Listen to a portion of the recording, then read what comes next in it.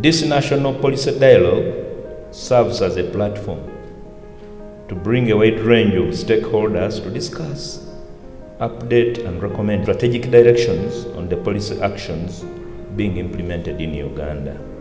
With the support from UN Environment Switch Africa Green Project, we have developed a national green manufacturing strategy. We are mainstreaming elements of sustainable green procurement into the national public procurement policy and greening the Tourism Act of 2008, among others. Uganda, to speak of, about 1.6 billion is a result of tourism foreign exchange coming to the economy, and a total of about 38% of the exports are a result of tourism.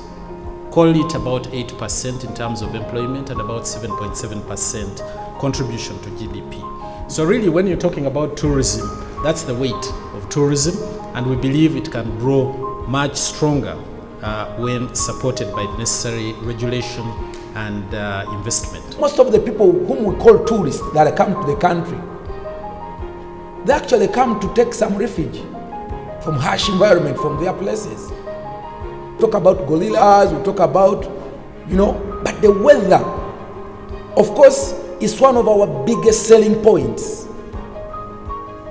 And when we've lost it, we've lost it. The taste of this country is our weather, the weather conditions, and of course it depends highly on the way we've kept our environment.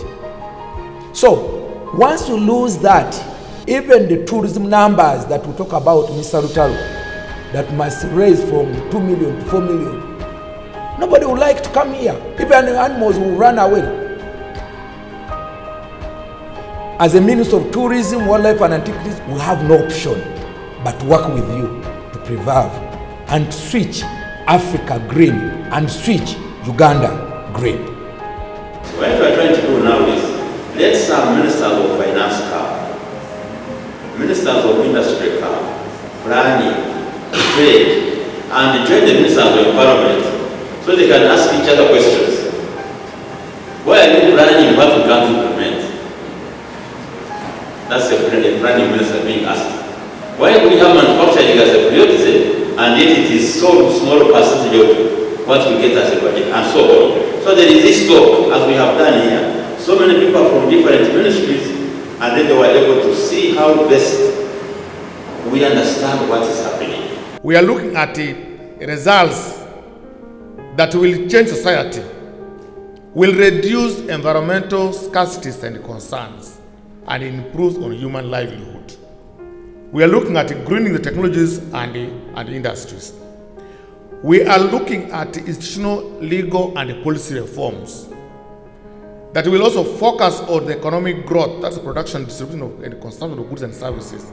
We are looking at the issue of controlling environmental degradation and resource depletion to avoid crisis, resource crisis, to improve on society well-being, to increase job, and therefore to talk about clean and affordable energy, for example.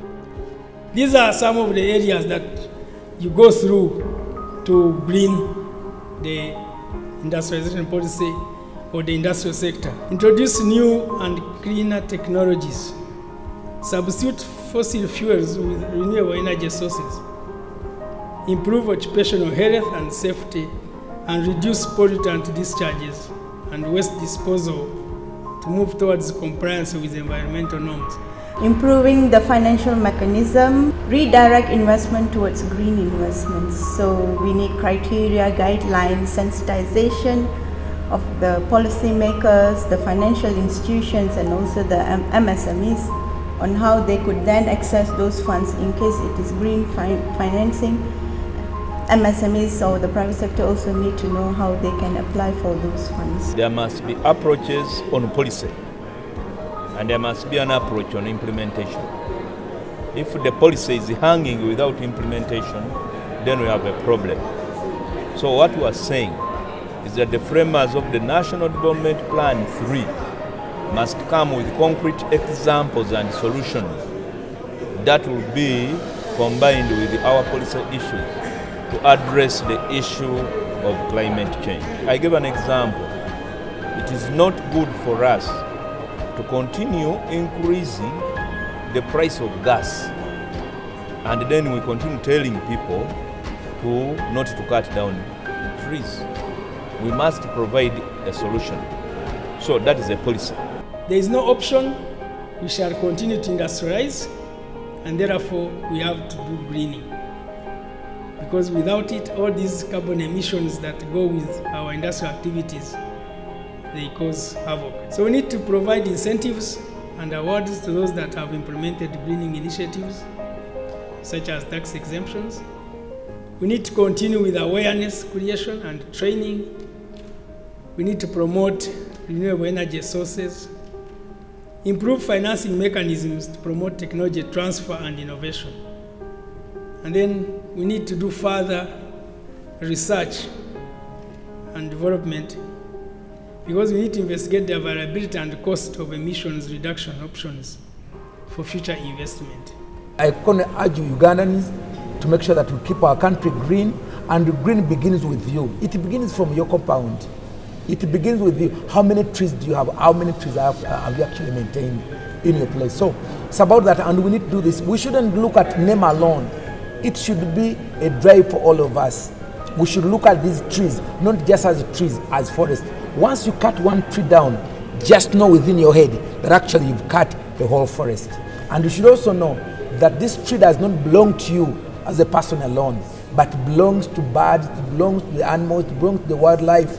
So it's an habitat, it's a house to all this. So before you make this decision, make sure that you've actually consulted all the stakeholders, including the birds, including wildlife. It starts from all of us, as long as we get the message, because if we don't iron out these challenges, the wasteful expenses that we go through will continue complaining that the industries are collapsing, the mortality rate is very high, when actually it is in our means.